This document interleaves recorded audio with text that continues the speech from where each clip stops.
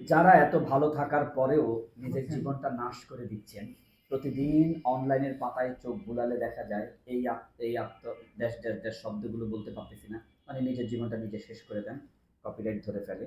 আমার পাশে এত অসহায় একজন ব্যক্তি আছে, আমি প্রশ্ন করব মানে উনি কিভাবে বেঁচে আছেন?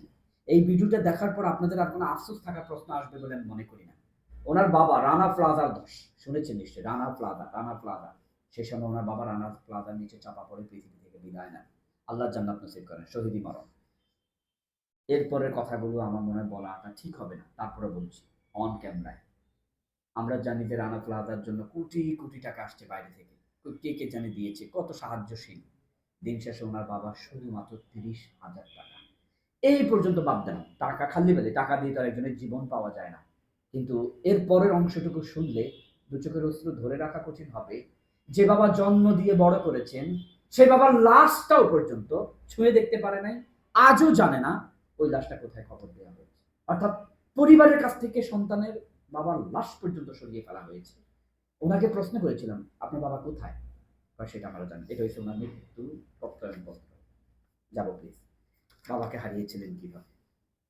আমরা তো তখন খুব ছোট ছিলাম। হায় হায় হায়, আমার মা ছুটিতে ছিল। এগুলো বলা যায় না।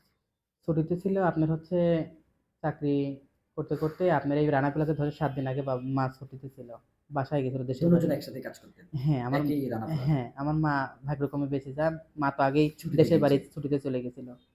যাওয়ার ঠিক 7 দিন পরেই শুনি যে রানা প্লাজা ধস হয়। ইস!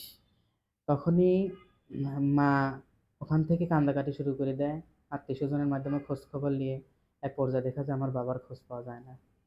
খোঁজ পাওয়া যায় না। তখন অফিসের আরো লোকজন, স্টাফ ছিল। অনেকেই বেরোতে পারছে, অনেকে বেরোতে পারেনি, কেউ আটকাও ছিল।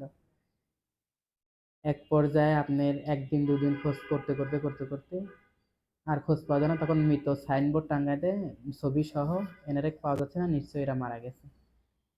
ওই পর্যায়ে তখন তৎকালীন সরকার ছিল। কিছুদিন ২ দিন ৩ দিন অপারেশন উদ্ধার তৎপরতা চলার পরে অপারেশন উদ্ধার বন্ধ করে দেওয়া হয়েছিল। আর খুঁজে পাওয়া যায়নি তাকে। কোনো আইডি কার্ডও পাওয়া যায়নি, তার লাশও পাওয়া যায়নি, তাকেও পাওয়া যায়নি। আজ পর্যন্ত সে এরকম মৃতই। তো লাশ ছাড়া বা পাওয়া যাওয়া ছাড়া প্রত্যয়নপত্র, মৃত্যুর প্রত্যয়নপত্র কিভাবে পাইলেন? মৃত্যু আপনার যে নিশ্চিত সেটা আমরা জানি। মৃত্যু তো না হলে তো টাকা ৩০,০০০ টাকা করে দিত না। আর আমার বাপ কোথায় যাবে এতদিন? আমার বাপ পাগল ছিল বা পাগল হইলো বা আমি ধরলাম আমার বাপ কোথায় গেল, আমাদের কাছে তো যাবে নাকি? ঢাকা শহরে তো থাকবে। সে নাই, কোথাও নাই। আজ কতটা বছর হলো। আপনার আম্মার দিনগুলো কাটে কিভাবে? আমার আম্মা তো কিছুদিন আগে স্ট্রোক করে মারা গেছে। আমার আম্মাও মারা গেছে ৩ বছর আগে, কিছুদিন আগে। ওহ! ডায়াবেটিস ছিল আমার আম্মার। আমার আম্মাও মারা গেছে। আমার মায়ের মৃত্যু সার্টিফিকেট আনা হয়েছে। ভিডিওটা যত বড় করব, রন্ধ্রে রন্ধ্রে শুধু শুদ্ধ চোখের অশ্রু ঝরাবেন যদি কোনো হৃদয়বান ব্যক্তি হন। কিন্তু আর কতটা লং করা যাবে একটা ভিডিও ভাবা যায় না। একটু ক্ষণিকের ভিডিওটা হেডফোন লাগিয়ে রাতের বেলায় দেখবেন বা শুনবেন। এই মুহূর্তে যারা ভিডিওটি দেখছেন, নিশ্চয়ই আপনার জীবনেও এমন ট্র্যাজেডি আছে। হয়তোবা অন্য কোনো অ্যাঙ্গেলে হতে পারে, অন্য কোনো কষ্ট হতে পারে। যে মানুষটার বাবা হারিয়েছেন আজও জানে না কোথায়, যে মানুষটা মা হারিয়েছেন, মায়ের কোনো তথ্য, মা কি একটা বাবা হারানোর বেদনা নিয়ে মরেছেন, যে মানুষটা বিয়ের পর সন্তান পৃথিবীতে এসেছেন তার হৃদরোগে ভুগা, এখনো বয়স হয় নাই ১.৫ বছর, যে মানুষটা বারে বারে ঠকে ধ্বংস হয়ে এখন পরিবারের সবকিছু রেখে প্রবাসে যাচ্ছেন, কোথায় থাকবে সন্তান? যে সন্তানটাকে বাবা কোলে নিয়ে হাসপাতালে না নিলে সেই সন্তানটা বেডে শুইতে পারে না, এই বাবা আজ জীবিকার তাগিদে বাইরে যাচ্ছেন। ভাবুন, ওনার ওয়াইফ আর ওনার এই ছোট্ট বাচ্চাটা কোথায় যাবে?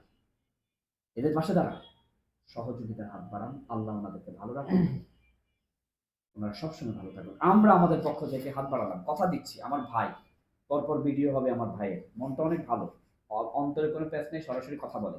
আজকে আমাদের এখান থেকে যাচ্ছেন ফাইনাল, আপনাদেরকে লং ভিডিওগুলো দিব ইনশাল্লাহ। আল্লাহর কাছে দোয়া, আল্লাহ আমার ভাইকে, নাটোর থেকে এসেছেন, সর্বোত্তম ভালো রাখেন, সর্বাবস্থায় ভালো রাখেন।